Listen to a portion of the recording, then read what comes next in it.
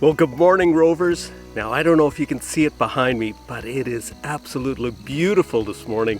The mist is just filling the river valley here. Now, I'm the only one that's up right now, just me, Mr. Speckles, and his hands. And so we're enjoying this fantastic view all to ourselves. Now, I've had a pretty busy week because, as many of you know on my other channel, Sailing Wave Rover, I made an announcement about a new boat that I'll be building, and I'll be putting a lot of energy into that over the next few weeks. But that doesn't change anything about living here on the homestead, because this is where I live. And I still have chickens to look after, I still have this marvelous garden that needs tending, and I still have all kinds of projects that need to be completed here. This is my home, and even when I go sailing, this is the home that I return to, or I intend to. Anyway, this week's video is mostly about a follow-up to the compost toilet. A lot to do, time to crack on. Now, in a previous episode, I told you how we built the composting toilet and how we operate it. And I'll put a little link in the upper right-hand corner of this shot, and you can go to that episode to see all those details. But here's a little refresher on how to use a composting toilet to get the most out of it. So in our case, we use peat moss as a medium. Now, you can use sawdust, there's nothing wrong with that, but it's just really convenient for us to buy a bale of peat moss. It's not expensive. We put about an inch of peat moss in the bottom of the bucket. Now, it's really important that whatever medium you use, it has to be dry. Next, after you've made a contribution, cover it with a layer of peat moss. The peat moss absorbs the liquids and dries out the solids. The end result?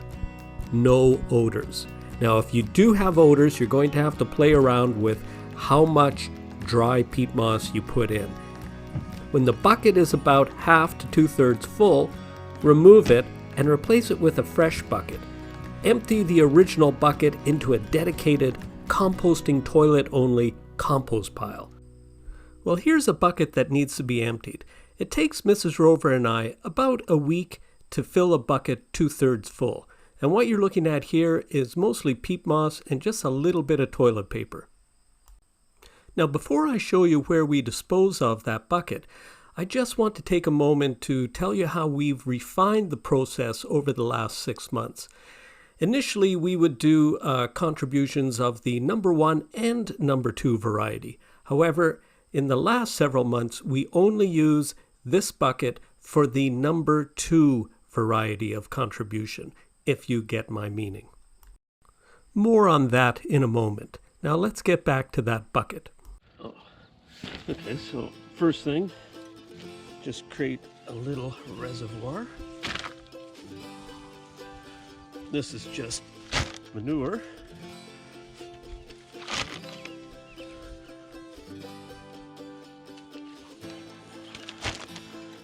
Nice.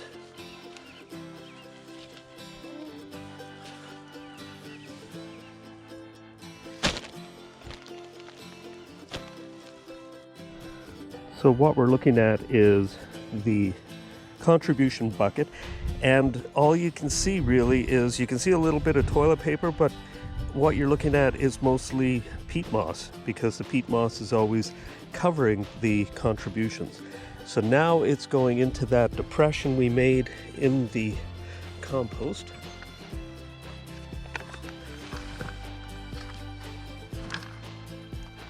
Slides out neatly.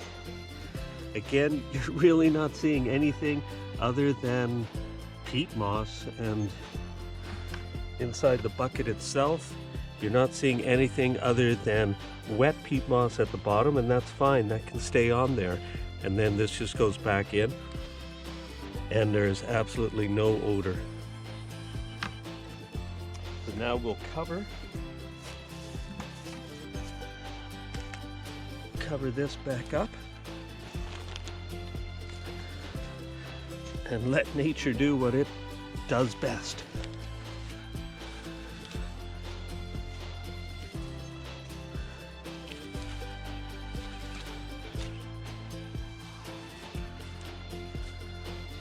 And in about another 10 days or so, we'll be doing this all over again. And what's under there will largely be gone, disappeared, or not recognizable anymore. With the little sod wall in front to help retain the manure. And you don't have to use this much manure, but we had to do something with it. You can use soil, you can use leaves, you can use anything to create these piles. The more diversity in the pile of organic matter, the better it's going to be. You don't have to be so scientific about it.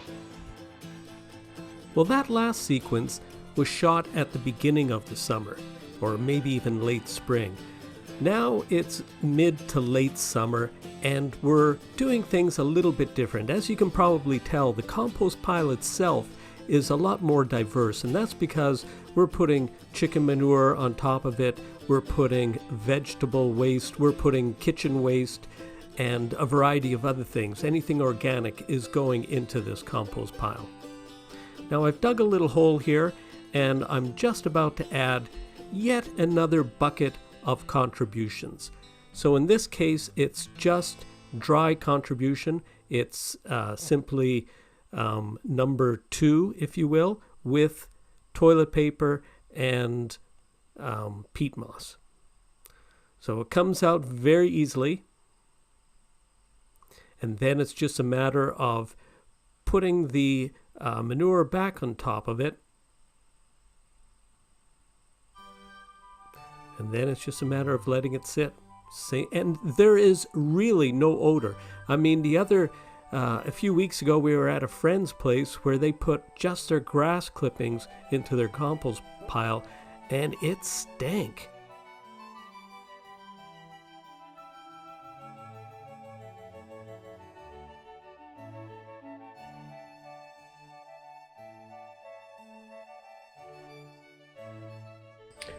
Okay, so we're looking at the kitchen here, and we keep our compost in this little green container. And rather than soil the green container every time, we just simply put a paper bag and put all of our kitchen waste into that. So I'm going to take that out right now and put it in the compost pile.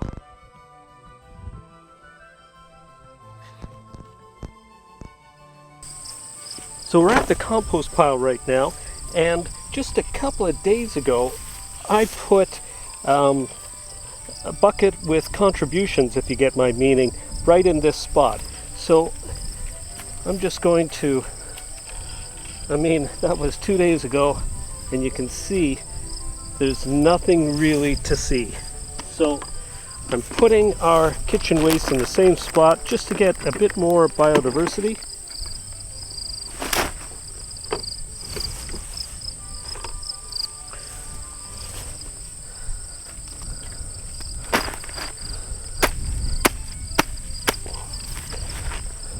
To help it break down a bit. And that is kitchen waste, some greens, some onions, eggshells, and then this is a combination of peat and humanure. So I'm just going to pull that back in. And at the back here, the light colored material you're seeing, that's chicken manure, and that's from our hens, of course. And I'll just spread that, because the better the mix, the better everything is. And you don't have to get scientific about this. Just remember, you want the greatest amount of biodiversity in your compost pile. And that's what we're after. So a little while ago I mentioned that we only use the composting toilet for contributions of the number 2 variety. So the question is, what do we do with contributions of the number 1 variety? Well, let me introduce the lovable, luggable loo. Well, contributions of the number 1 variety are mixed with all of our gray water. Now, gray water is water that's used for washing dishes, brushing our teeth, washing our hands. All that water is mixed into this bucket with the formed toilet seat, and it's emptied daily.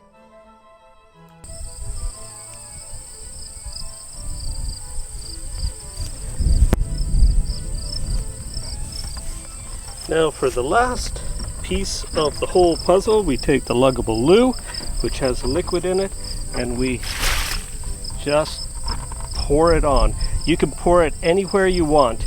It's a collection of gray water from the kitchen, water from washing our hands, washing our faces, brushing our teeth, and also it has the urine. So it's all mixed together and then just tossed on this beautiful working compost pile. So now, after you've emptied the container, just take a little spray bottle of vinegar and just spray a little bit around the edges.